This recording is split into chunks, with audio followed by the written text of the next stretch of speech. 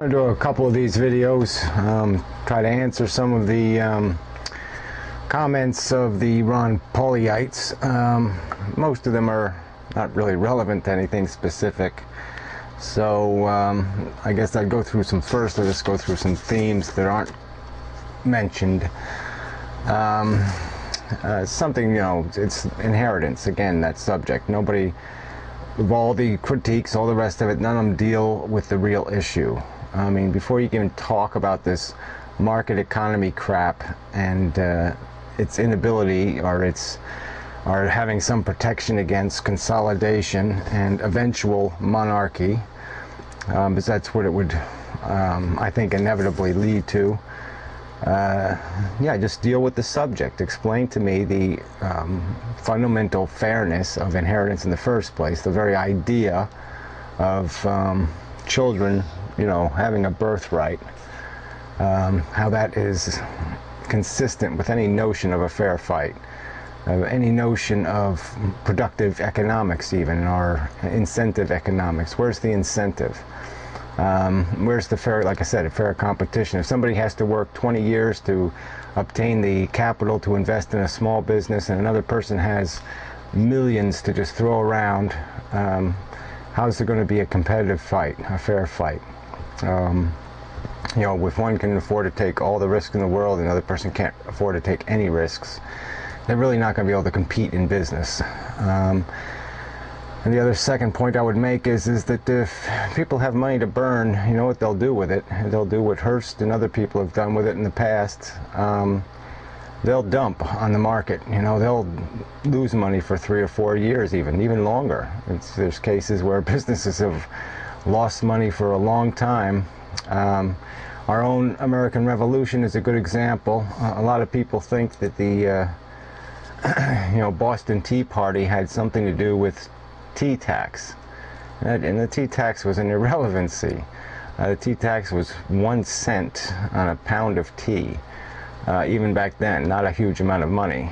And the real problem was it was a trade war, and the tea that was actually floating in Boston Harbor was cheaper tea because it was being subsidized by the English trading companies, who were basically dumping their tea on the American market to drive out any possibility of American competition. And so the founding fathers were businessmen, and so the American Revolution was not just about freedom, it was about capitalism. It was about people who wanted to do business in the world, not just in their neighborhood.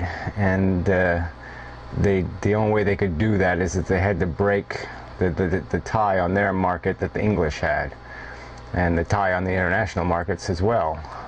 But that was a key component of the whole thing, was really just getting economic independence, so they could trade, and so they could exploit their own people instead of having the English exploit them, is another way to put it. But anyway, it's a little bit of an irony that, like I said, the tax that was in the harbor was actually cheaper tea, and English tea. But yeah, you've dealt, you wrong Pauliites, you market anarchists really have to deal with the issue. What's going to stop the rich from becoming richer? Because that trend can't continue, especially preposterously richer. I mean, since we did away with the high income tax brackets, people have gotten obscenely wealthy. You've heard their names. I mean, they're out there. People with billions and billions of dollars of control. And, that money just filters. It's like the Walmart family. It's just a whole bunch of people. This money just filters through all these people, all these families, and forever and ever. The Kennedy fortune's still alive. There's lots of Rockefeller, lots of fortunes are still out there, and they're in the hands of thousands and thousands of people who didn't do anything to earn any of that money, not a single thing. And to me, that's an obscenity. I mean, it's an obscenity in any kind of discussion about free markets and free enterprise and people earning their way and survival of the fittest or any of this other crap, because it really doesn't have anything to do with your fitness. If half the wealth in this country, more than half now, is controlled by people who did nothing to earn it. How is that survival of the fittest? They haven't demonstrated any fitness. George Bush didn't demonstrate any fitness. He got a free ride, and it's bullshit.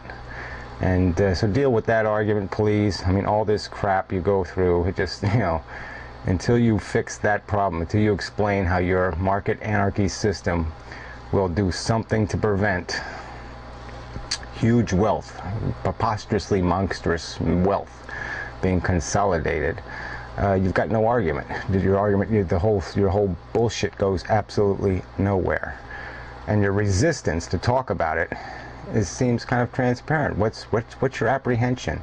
We could have reasonable inheritance. You could even put a limit of $10 million on inheritance, and you won't even go there. And so what kind of crazy ass mentality do you have where you think having billionaires encourages people to work harder? You think somebody's going to work harder for their 15th million versus their first million? I don't think so. And I don't think they're going to work harder for $1 billion as they would work for $1 million.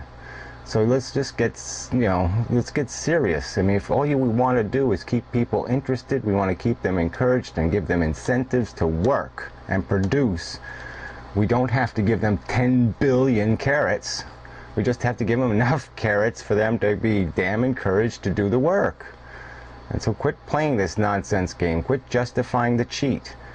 And so at least admit that that's an important issue, that's got to be dealt with. You can't just keep ignoring it and then profess that you're going to create some wonderful system that's going to be perpetuating and that somehow won't end up in consolidation and eventual monarchy, because that's exactly what it'll do.